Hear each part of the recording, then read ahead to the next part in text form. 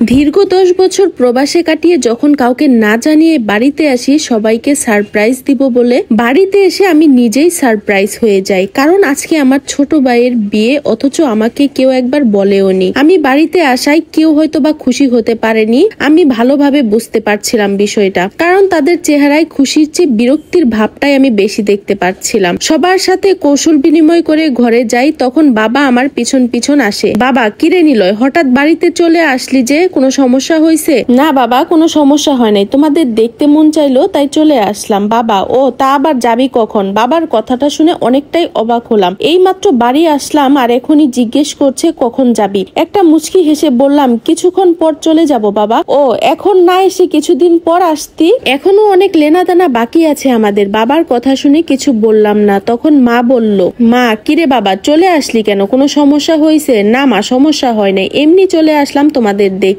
পরে মা আমাকে বলল, ও আচ্ছা, ফ্রেশ হয়ে আয়, আজকে তো রাকিবের বিয়ে, তুই যাবি না ভাইয়ের সাথে? না মা, আমি অনেক ক্লান্ত, আমি আর যাব না। আমি আমার মা বাবার কথা শুনে অনেকটা অবাক হলাম। বড় ছেলে এখনো বিয়ে করে নাই, তাকে একবার জিজ্ঞেসও করলো না ছোট ভাইয়ের বিয়েতে যাবে কিনা। সবাই ছোট ভাইয়ের সাথে চলে গেল, শুধুমাত্র মা ছাড়া। সারাদিনে জার্নি করে আমি অনেকটা ক্লান্ত, তাই কিছু না খেয়ে ঘুমিয়ে পড়ি। ঘুম ভাঙে মানুষের হইচই শুনে। বুঝতে পারলাম বউ নিয়ে চলে আসছে। এর মধ্যে ছোট ভাইয়ের সাথে কথা বা দেখা হয় নাই। ওইভাবে শুয়ে আছি, আমাকে কেউ জিজ্ঞেসও করেনি কিছু খেয়েছি কিনা। একটু পর ছোট বোন আসলো। মুনতাহা এসে আমাকে বলল, ভাইয়া কেমন আছো তুমি? তখন আমি বললাম, ভালো আছি, তুই কেমন আছিস? মুনতাহা তখন আমাকে জিজ্ঞেস করলো, ভাইয়া সকাল থেকে মনে হয় তুমি কিছু খাওনি। তখন আমি বললাম, আরে তেমন কোনো ব্যাপার না, আমি খেয়ে নিছি। তখন মুনতাহা বলল, ভাইয়া তুমি মিথ্যা কথাটাও ঠিক মতো বলতে পারো না, তুমি বসো, আমি খাবার নিয়ে আসছি। মানুষ বলে মা নাকি সন্তানের মুখ দেখেই বুঝতে পারে সন্তানের দুঃখ কষ্টের কথা, কিন্তু আমার বেলায় উল্টো। আমার আম্মু মনে হয় জানেই না আমি যে বাড়িতে আসছি। এতক্ষণ যার সাথে কথা বললাম সে হলো আমার ছোট বোন। একমাত্র আমার ছোট বোন আমার চেহারা দেখে বুঝতে পারে আমি কি চাই, তাই সে বুঝতে পারছে আমি কিছু খাই নাই। কিছুক্ষণ পর খাবার নিয়ে আসলো। মুনতাহা, ভাইয়া খাবারটা খেয়ে নাও। মুনতাহা, ভাইয়া একটা কথা বলি।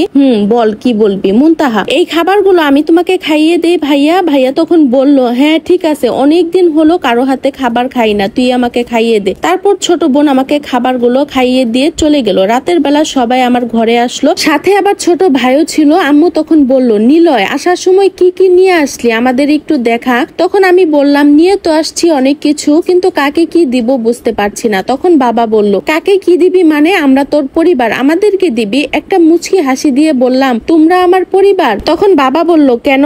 আমি তখন বললাম, এমনি, এখন কিছু খুলতে পারবো না, দুদিন পরে আমি সবকিছু খুলবো। তারপর সবাই সবার মতো যার যার রুমে চলে গেল। কি আজব দুনিয়া, আমার থেকে তাদের কাছে জিনিসের দামটাই অনেক বেশি। দেখতে দেখতে 2 দিন কেটে গেল। 2 দিন পর আমরা সবাইকে ভালো রাখতে দিনের পর দিন কষ্ট করি, না খেয়ে থাকি, রাতে ঘুমও আসতে পারি না, ওষুধ হলে সেবা হয় না। সেই অসুস্থ শরীর নিয়ে ডিউটি করি, মাস শেষ হলে নিচে খালি পেটে থাকি, বাড়ির সবার জন্য টাকা পাঠিয়ে দেই। এই হলো প্রতিটা প্রবাসীর জীবন, বাস্তব কাহিনী। এইসবের কোনো পরিবর্তন কারো জীবনে নাই আর হবেও না। মা বাবা তার সন্তানের ভালো চায়, সন্তানদের জন্য তার মা বাবা সবকিছু করে, তাদের ঋণ কখনো শোধ করা যাবে না। সব সময় দোয়া করে মা বাবাই সন্তানের জন্য। মা বাবার কোনো দোষ নেই, তারা যা করে সঠিকটাই করে, ভালোর জন্যই করে। তবে কারো কারো জীবনে এই বিষয়গুলো ভিন্ন হয়ে যায়। আল্লাহর কাছে মন থেকে চাই ও বলি, আল্লাহ আপনি তো প্রবাসীদের মনের কথা জান, আমাদের মাফ করে দিয়েন, সবকিছু উজাড় করে দিও, পরিবারের আপন হতে পারি না। পুরো গল্পটার মাঝে যদি আমার কোনো কথা আপনাদের খারাপ লেগে থাকে, সবাই ক্ষমার দৃষ্টিতে দেখবেন। এই গল্পটা ছিল একজন প্রবাসী ভাইয়ের জীবনের কষ্টের কাহিনী।